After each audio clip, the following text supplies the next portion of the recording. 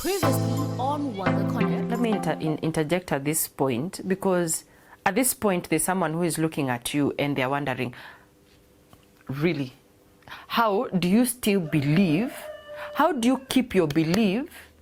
You have an offense. First of all, you have been deprived of your human rights. Mm-hmm. This is somebody kicking you out when you're in need of shelter. First of all, you know, for us women, when we're at that point, you're like, it's your sacred moment. It's a very sacred moment. And then somebody disregards you to that level. So amekuloa down to a very low level. So you've been deprived of that human right. Then your children have been denied of their right to life, to food, to shelter, to school, to their father.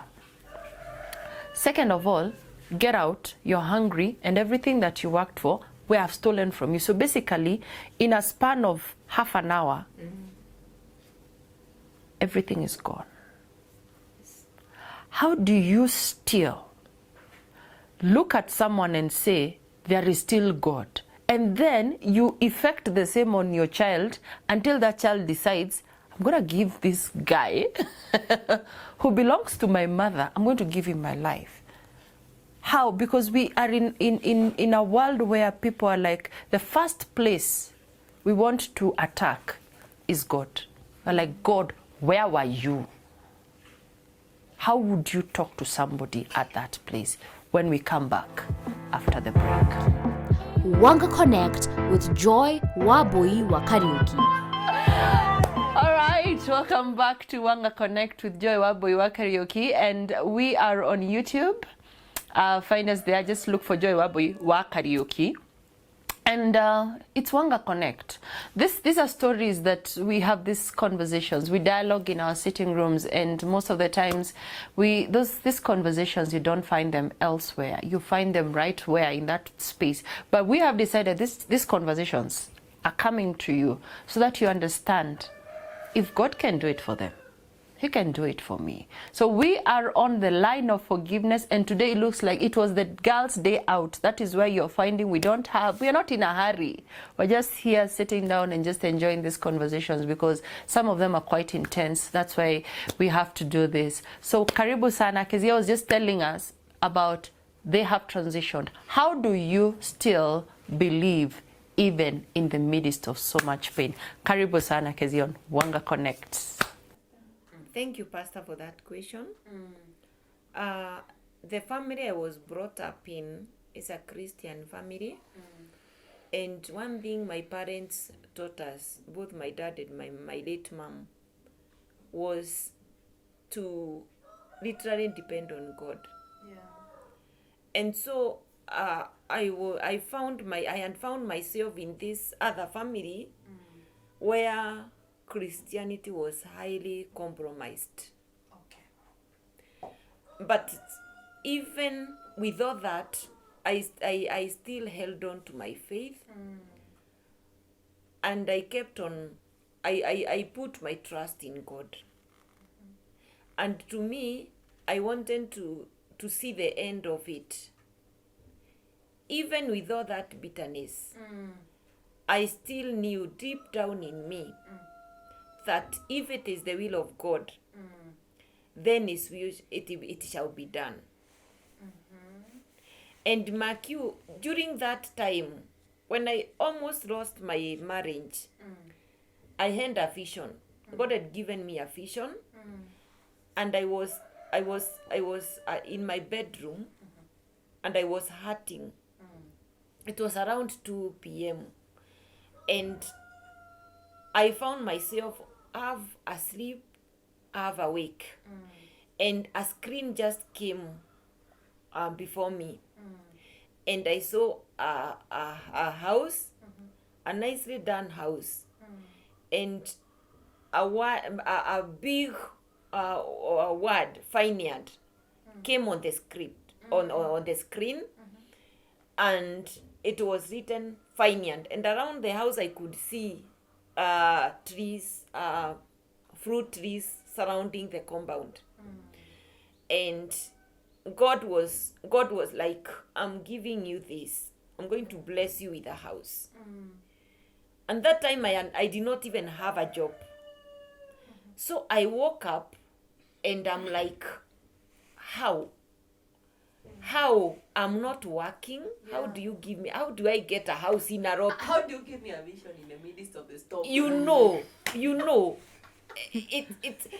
I mean, I need resources which I don't have. It doesn't make Actually, sense, right? for me, it's calm the storm first. Then you You start know. giving me one. You know, It makes sense so at that moment.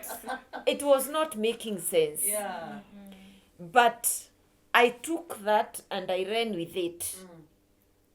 And I held on to his promises. Let me ask. Let me cut you short on that. Yes. You're holding on to the promises, but first of all, there is an offense here. Yes. Did you feel that you are deserving of the offense, and did you feel that you deserved for him, even through the offense? Do you feel like you deserve for him to continue revealing things? Instead of him first dealing with the pain, him is just busy working, and you're like, You know, one thing, Pastor, I had prayed for this man to change. I had prayed for my marriage to work. It was not working. how many people have you visited to help you pray? So many. So many. Yeah. You know, I could, I can write a book. Yeah. And it was not working. You should. And it was not working. So I was pushed to the corner. Until now you surrender and say, now let the will of God be done. You have nothing left. I had nothing left. By the way, I had no energy even to fight. You didn't feel like, first of all, going to the bar and drinking yourself silly? No. You didn't feel like visiting a witch doctor? No. Why God?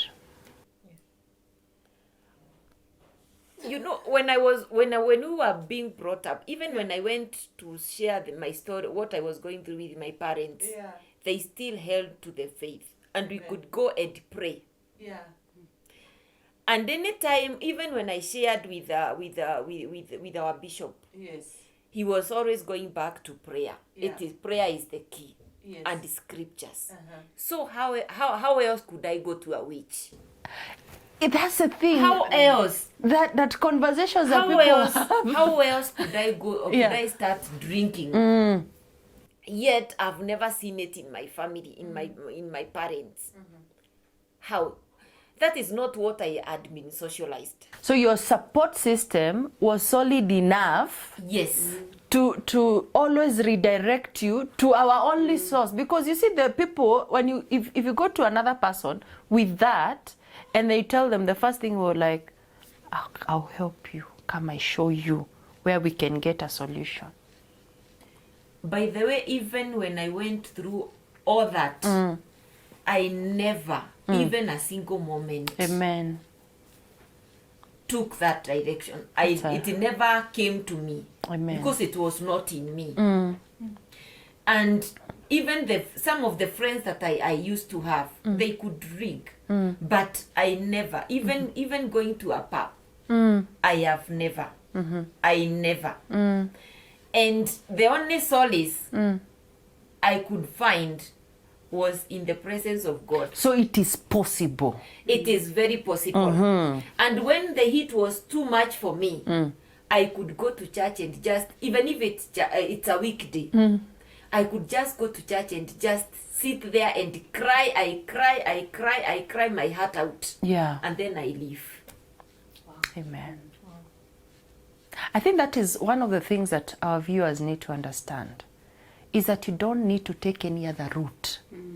God has a solution to each and everything Yes. that we have. And when you're surrounded by like-minded people, because that is what I'm trying to take you through, you're like looking at this and others are offering you solutions that are, you have one, it will calm your nerves, because the world has a lot of solutions. But I think God is the solution. Yeah, so I thank God that my boys also came to realize that it was all about God, and that anything else minus God, it was nothing but vanity. It was an exercise in futility.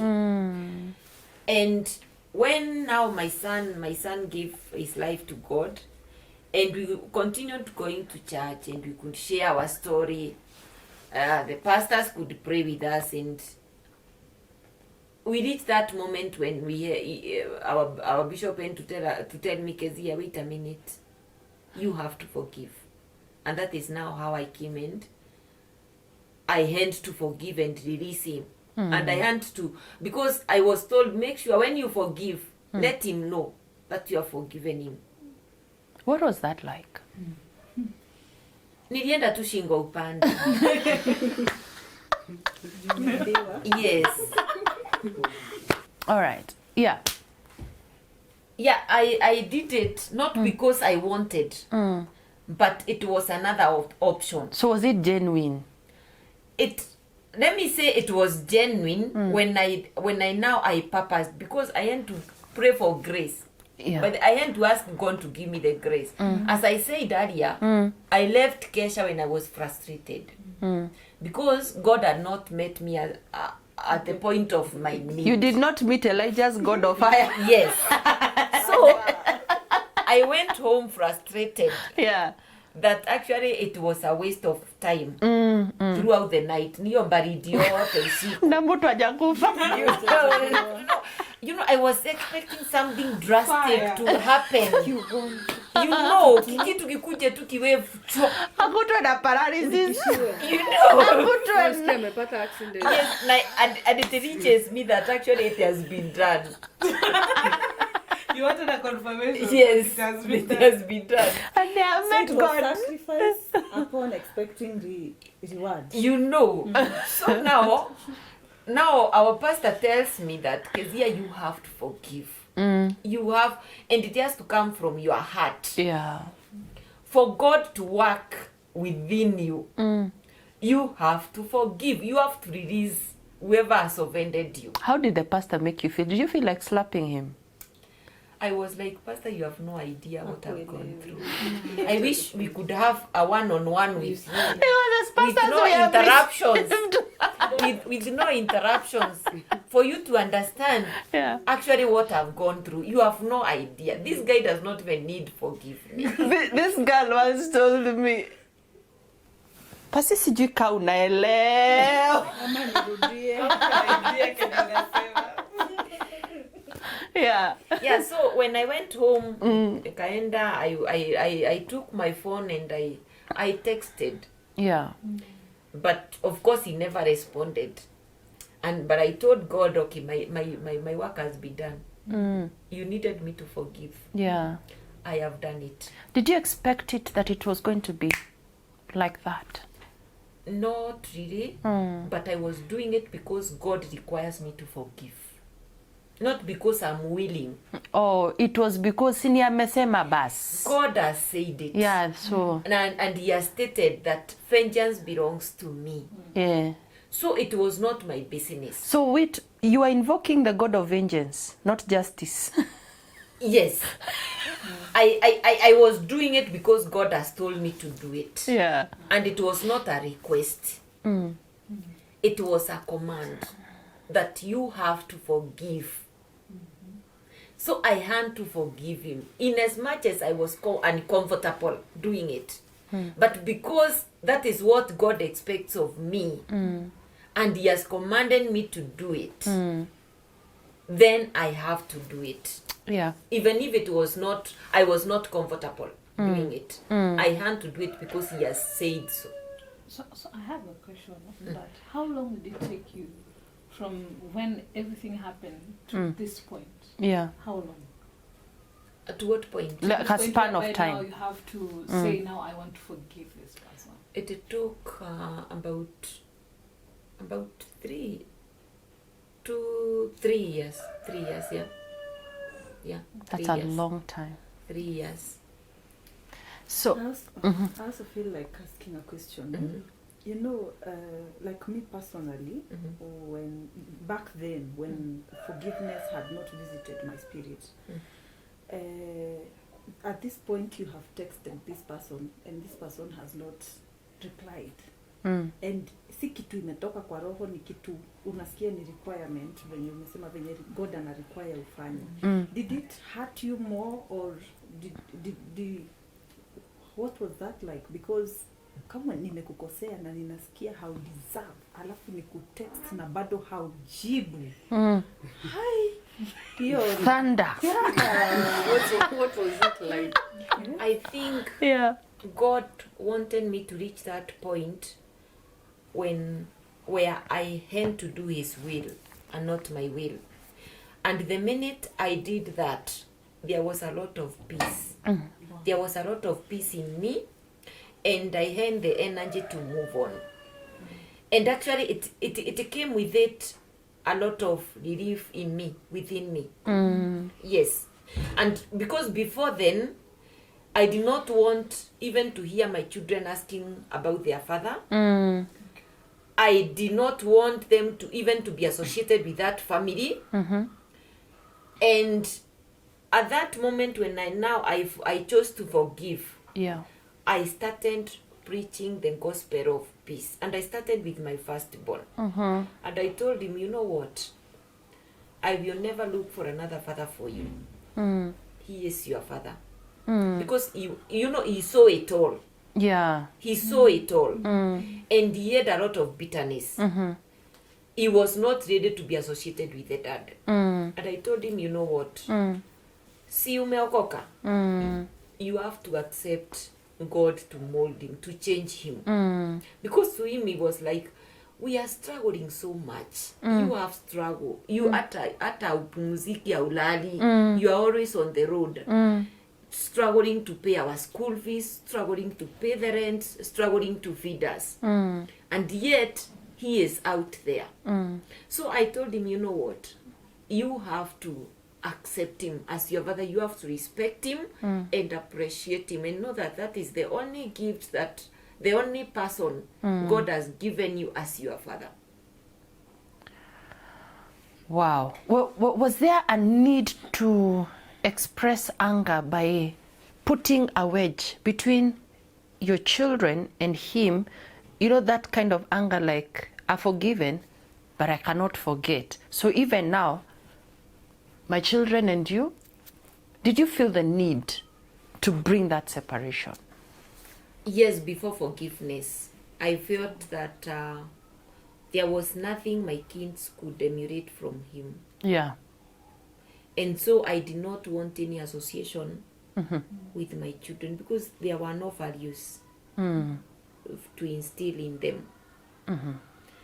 But after forgiveness, and one thing that really worked for my boys was that my firstborn was able to and actually memorized the father's number at a very tender age, so he knew it of it. And when the depression went so severe in the hospital, because he was like in and out of the hospital, na ugonjwa huko unapatikana. So until at one point he was a counselor was called, plus now the pediatrician. Was it clinical depression? What they described was acute depression. Okay.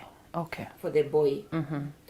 And so I was like, can you tell us what is really happening with your life? Because as amepimwa all the tests, nothing is coming out. But the boy is seriously sick.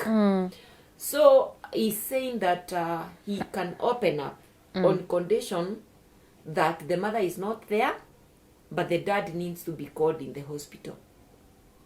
So he was asked, do you have your father's number? Yes, I have. Yeah. So the father was called, and he was told, you know what, we are with your son here in the hospital, and he says he has actually been admitted for 1 week, and he says he wants to talk to you. So without my knowledge, Yes.